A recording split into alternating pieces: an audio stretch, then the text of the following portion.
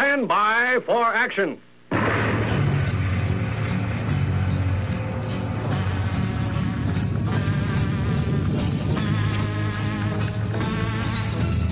Thanks for joining me. My name is Abe Miller. I am the Unpleasant Blind Guy. I want to thank everyone who has stuck with me throughout the Way Back series. It's something that I felt compelled to do, and I will be moving on to other things after. But for now, I'm compelled to add to the series by including the last of a set of commentaries on the Way Back between myself and the Underground Professor of UGP Radio. Now, the Underground Professor has an excellent program which I encourage people to listen to, available through Periscope, Pundit Press Media, Blog Talk Radio, and other media outlets. Please check the Prof's Blog Talk Radio webpage for showtimes. These programs will not be as heavily edited as is the norm, because the discussions that I had with the Underground Professor were done in a very relaxed atmosphere on his fine program. I'm presenting them to you because I feel they only enhance the messages that I have delivered through the Way Back. The professor has his own unique style of educating, and one means of education is through music. And this is evident in the Prof's show opening, which is perhaps the best podcast opening that there is.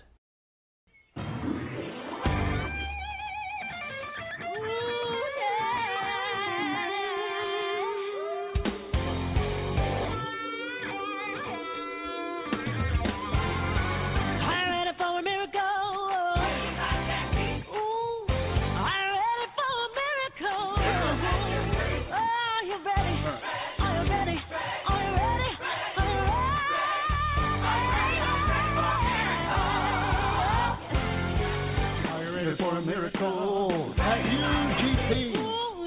Are you ready for a miracle with UGP? Oh, radio is here for you. We're gonna learn something new. Are you ready for a miracle at UGP? Jesus went onto the well and made the water wine. Raised the Lazarus from the dead, and so sight to the blind. Jesus said, "Look at the sea." He walked across the sea. We give power to you and me. I want to know. Are you ready for a miracle? I want to know. Are you ready for a miracle? For you and me. Are you ready? Ready. Are you ready? Yeah. Ready. Are you ready for a miracle with you and me? Jesus taught the lame to walk, destroyed the devil's plan. Healed the leper, fed 5,000 with just one command. He said, "You are here, let them hear." He told the multitude, and blessed be the pure of heart, for they shall see the truth. I want to know. Are you ready for a miracle? I want to know. Miracle. Are you ready? Are you ready? Are you ready?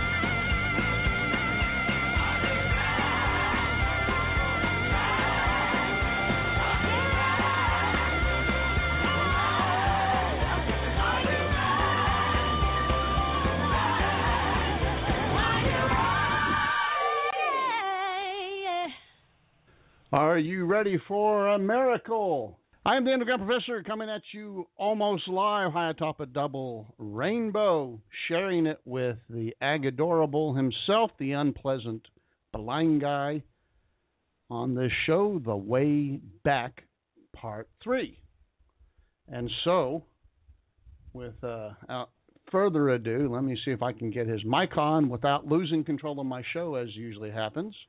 It's hot, and I've still got control, so let's see if Ag's there. Ag. It's hot, you're hot, I'm hot. It's in the 90s in October, man. It's just not right. Oh, well, it's probably in the 50s up here. Oh, is it? Yeah. Yeah. It's beautiful up here, Prof. Really loving it.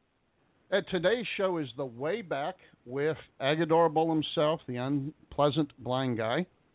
And this is part 3, the end, I believe, right? So. Yep. This is the end of it. So we've made it through the stretch. So how do you want to play? You want me to play your bit and then talk, or you want to talk and then play the bit, or how do you want to work this? Well, I'll preface it a little bit. For those who have heard the show before, when I did it a couple of years ago, it'll start out. Part 3 will start out with stuff you haven't heard before, because I wanted to add some things. I wanted to fill in the corners, as I say, like as the hobbits do when they're having a celebration.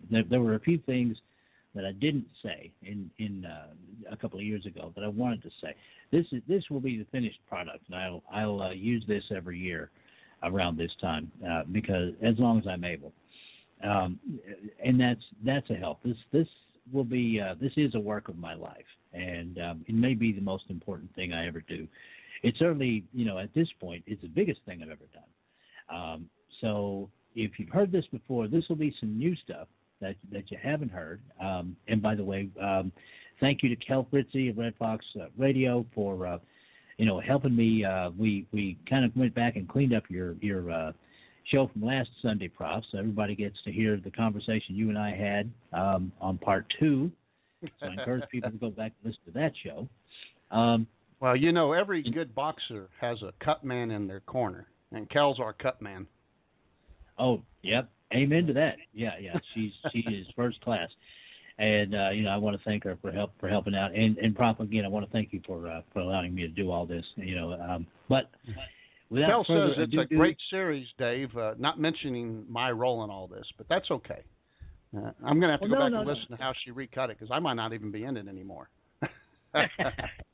No. I was the one that did all the cutting and all that stuff. So, I really wanted to get that conversation in with you. This has been a great adjunct to it, and you added something to it. You added something to the entire concept, which as you listen, as folks listen to part 3, you'll see that this is exactly what I said to do. You did what I said to do before I said to do it. So with that, Prof, if you want to go ahead and play the bit, then we'll talk about it after. That's me, always coloring out of the lines. I'm that guy that gets caught when you go take a test and the proctor says, no one lift their pencil or open the page, and I'm like on page 3 already. So, okay, here we go. Agador's The Way Back Part 3.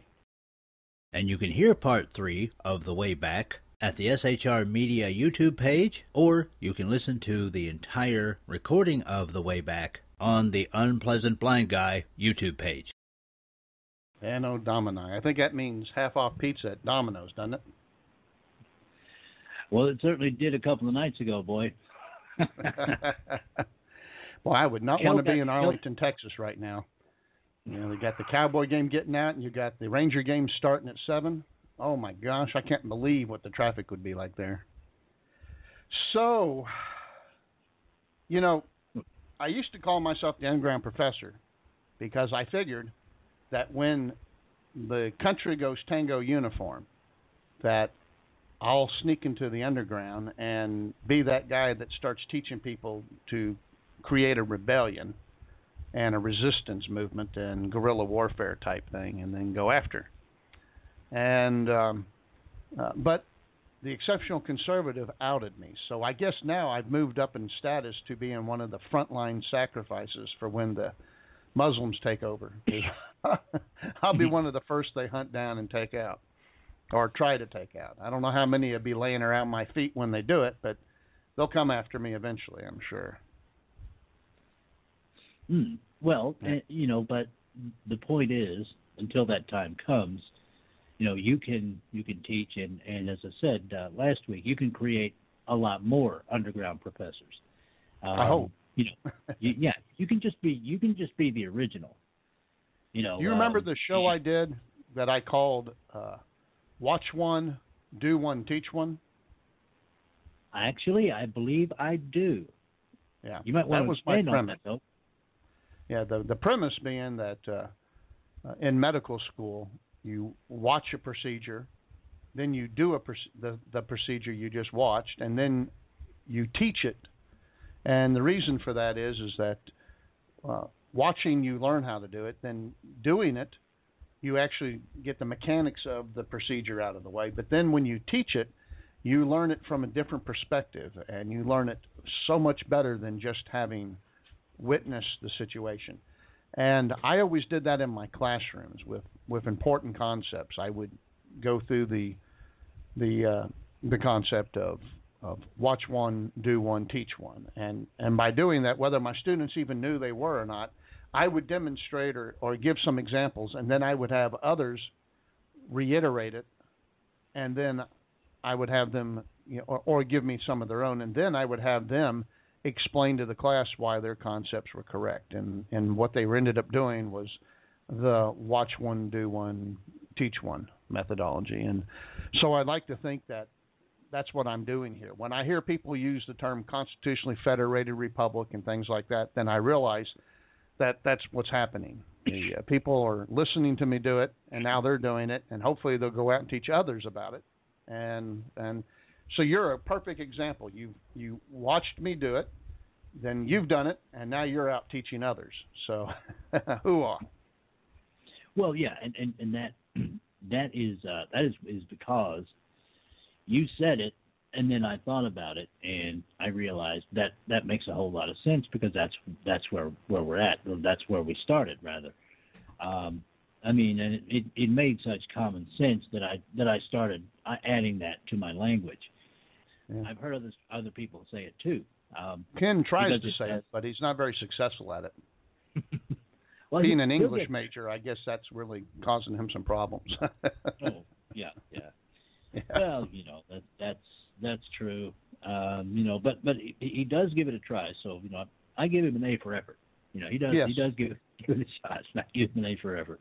Well, we graded on an affirmative action curve, the bell curve for him, so he gets an A. Oh, absolutely, yeah. Every time, because if he doesn't get an A, it's racist, and we don't want that.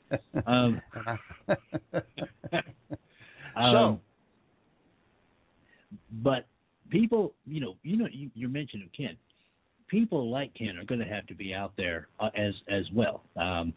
His biggest draw as a podcaster is that he makes people feel every story that he relates. It doesn't matter if it's Cecil Mills or obviously his daughter Sharnice, or stories about unsolved murders, cold cases in D.C. He has a method of imparting that to people that makes them give a damn, and that is a talent that we need more of. The people in our corner need more of, and it's a natural talent. It's not something you can learn. It's just something he can do. But people like him are going to be some of the natural teachers as we move forward, and people like yourself who are more grounded in the historical aspects and things of that nature. It comes down, as I said, to doing what you can do.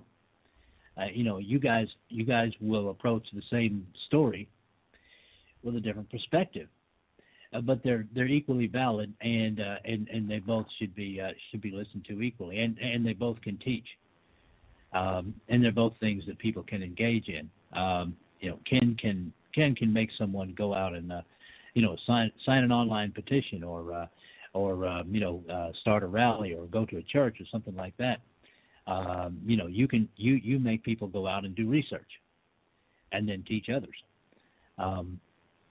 In a way, Prof, we can all be teachers, even schmucks like me, because not only can you learn from anybody, that's one of my bromides, I can learn from anybody, but everybody can teach in their own way. Everyone has their own method of teaching, and it doesn't matter how it is. Now, in the past, 3 weeks or so, close to a month, we've talked about people who can go out there and pick a guitar and sing a song, and people like what they're singing. And if they throw a message in there, well, that's teaching. People can write, some people can, and that's a method of teaching. Some people can do stand-up comedy, and it's really entertaining, and they can teach that way. These are our methods that the left has used for generations, and they're methods that we should use, in my opinion. Your thoughts? Yeah, the most important way people can teach, especially conservatism, is to live their lives by example, to do the right thing, and to be moral and ethical as much as possible. And when you fail, to stand back up, dust yourself off, and try harder again tomorrow. That will teach people more than anything else in society how to behave and how to work, and that it's effective. As long as it's not done in a hypocritical manner, then the teaching's good. But you're right, everyone can teach. This is why I like having progtards come on my show, but none will, is because of the illustration I get to use to expose them, because then they teach what it's about, what they believe, and that, more than what I could tell people, is an enforcement of teaching, but even people like that unwittingly teach. But for those who think, I can't teach, I think that's really what you're getting at, and that is that we all do, and we do it 1,000 times a day. Whether we lean over somebody's shoulder and point out something to them, or we have a child. If you're a parent, then you can teach. Again, by example or by instruction, but you're still teaching constantly as a parent. So it's nothing that you have to leave just to the educators. And as far as education goes, I think we need to consciously start getting people recruited into the education world. And we need to do it also in the entertainment world. I've noticed more and more people in Hollywood are coming out, and the new coming out, black's the new orange. Well, today the new coming out is admitting that you believe in the Constitution, and you're seeing this in the military, you're seeing it in Hollywood, you're seeing it in television shows and whatnot. I've been watching and listening, and it's amazing how there'll be a tiny little conservative message here and there. One sentence, one statement, one look. And I think that's going to grow. It's terrible we're facing the dilemmas we are in this country, but the good news is the more they do this, the more unabashed they do it. And they're willing to, say and do things. I'm going to kill you if you don't shut up. The more they... Hey, just like that. Yeah, just like that. See, I'm teaching. Yeah, there you go, yeah. And, perfect and example. to make sure she knew that I knew it wasn't her. Right. Well, I forget my line, but we got to get into these fields and fill them, because we basically have surrendered them since the McCarthy witch hunt. We all but quit being in Hollywood and in academia.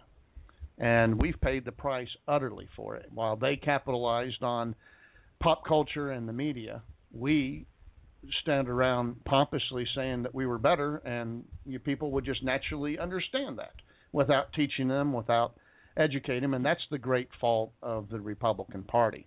Not that our ideas are substandard, but the fact that we do not teach them. And if we do win, we just immediately assume that we've won, and we don't have to ever teach or keep people abreast of what we're doing or why it's the right way. Well, you're right. I mean, we win elections, but we don't win the hearts and minds of the people. You're absolutely right. Now, I shared earlier a video with you over the Twitter of some atheist talking to Bill Maher, and he was talking about Islam, which we're not talking about this evening, but he was talking about the free speech movement at Berkeley. He said was saying that he could remember this, and this was in the early 1960s, and back then. The free speech movement was exactly that. You could do and actually were encouraged to speak up on whatever ideas you had, and those might be conservative or progressive. It didn't matter. That's turned around on our campuses now. If you let's say for instance you are Bill Maher and you come out and you say that Islam is a problem, you might become disinvited to a commencement address. To give a commencement address at Berkeley, at the very place where the free speech movement supposedly started. So, yes,